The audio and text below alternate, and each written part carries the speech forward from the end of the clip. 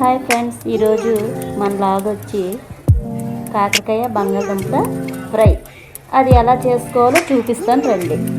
కడాయి పెట్టుకొని నూనె వేసుకొని పోపులు వేసుకొని ఉల్లిపాయలు, పచ్చిమిర్చి, ఎండుమిర్చి, కరివేపాకు వేసుకొని కలుపుకోవాలి.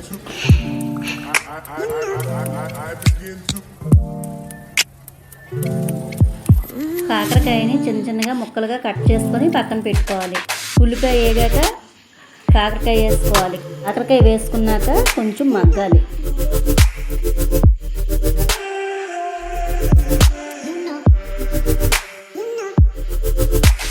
ఇప్పుడు కాకరకాయ మగ్గాక బంగాళదుంపలు వేసుకోవాలి.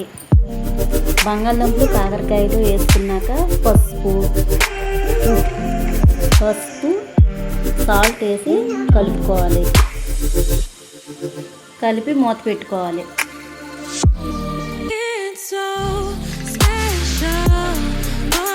కూర బాగా వేగిన తర్వాత ఇప్పుడు కారం చల్లుకొని కొద్దిసేపు అయ్యాక స్టవ్ కట్టేయాలి.